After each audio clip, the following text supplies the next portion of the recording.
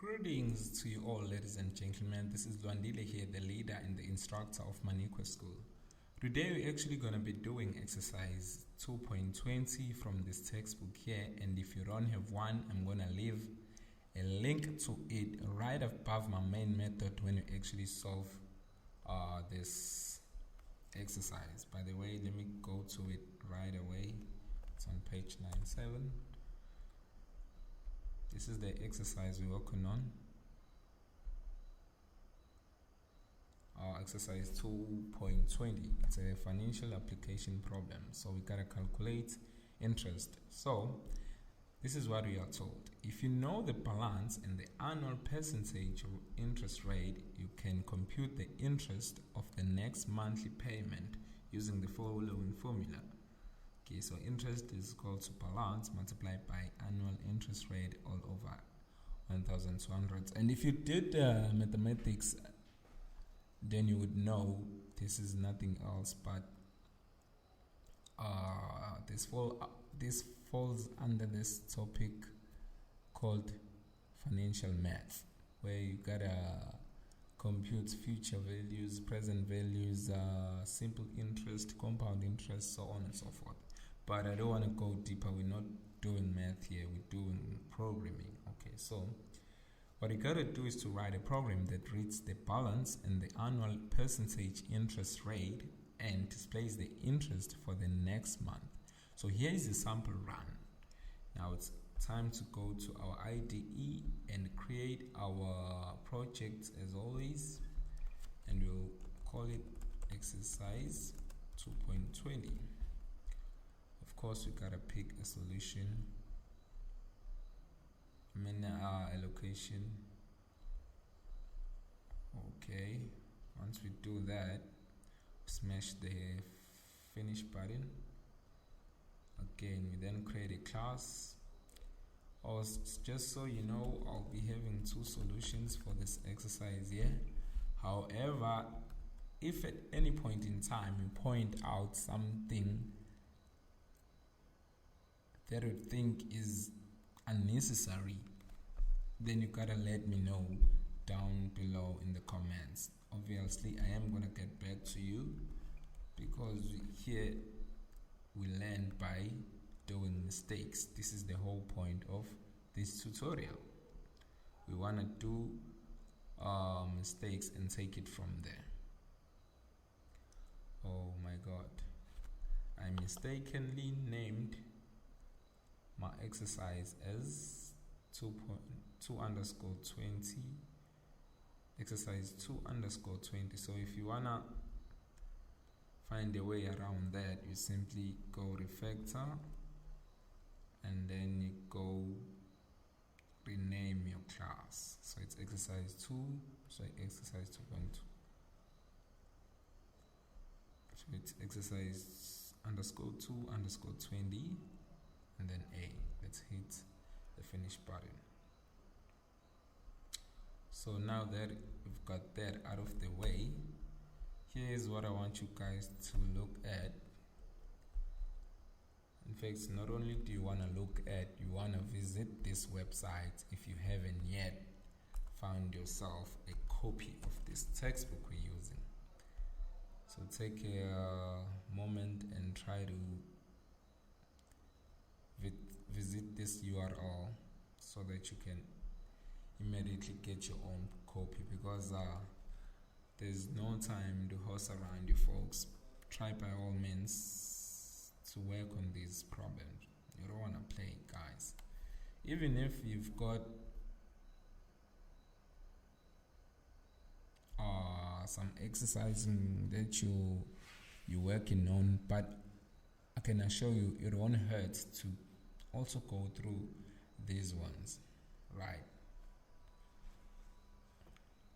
Because you see, the reason why I'm doing this channel this way, it's simply because irregardless of what language you do, what programming language you actually interested in, if you also do Java and master all these beginners mistakes, they would apply in all languages out there. JavaScript, C Sharp, Python. Once you wrap your head around this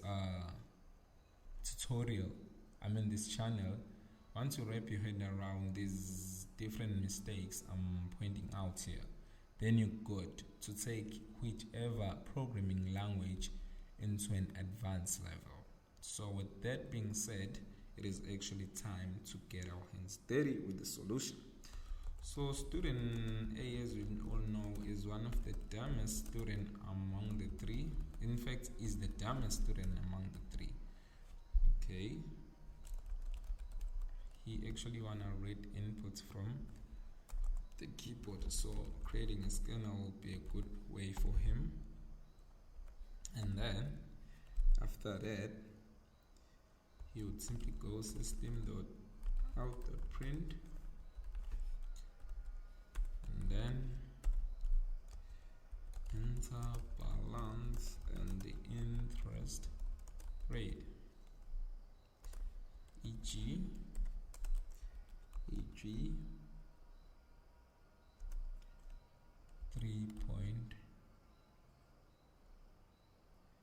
3.43%.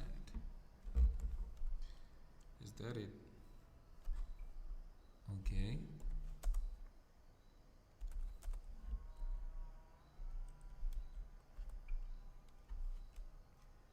Okay, what else?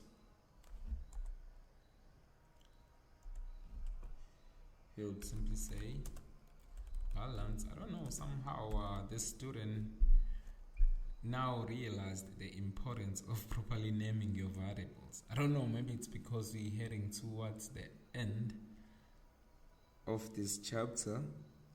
However, he's no longer doing stupid mistakes such as having indescriptive variables. So we've got balance, double, we've got interest rate, which is simply scanner dot next double, and then our answer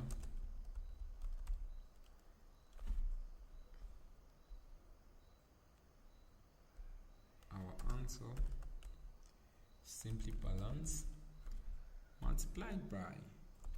In fact, I always recommend, if you're working with, I'm so sorry for that, there are tons of mosquitoes here. In fact, not tons, I'm just kidding. There are only a few mosquitoes here, so I was smashing one of them. Okay?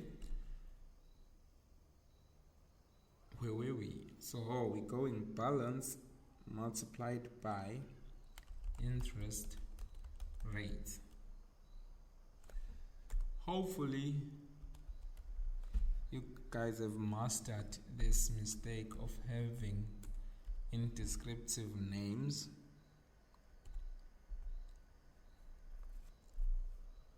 Because why not? If student A has mastered that, then why shouldn't you? Because he's actually the dumbest among the three. So now let's try to give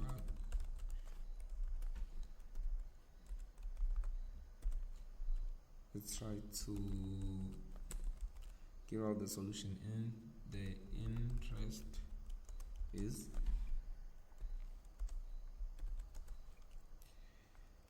answer. Let's try to hit the run button and see what we get.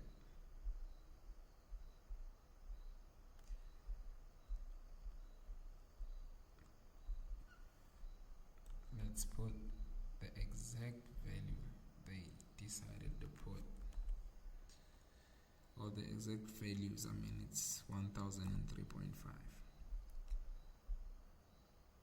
Does this work? It's 2.91667.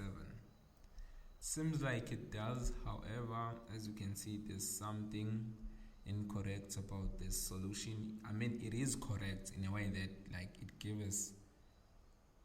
it doesn't give us any logical errors. It gives us the answer we're actually looking for.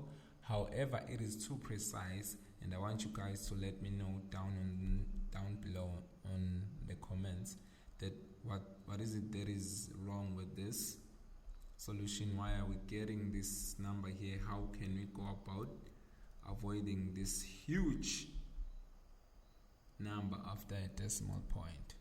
Okay, that should be it.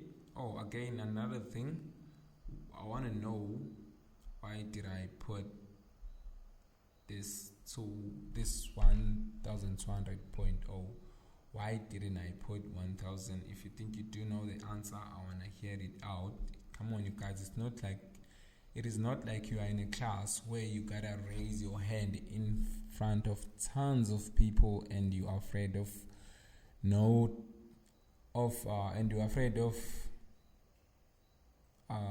getting noticed by everyone in the class that you're trying to be bold or whatever.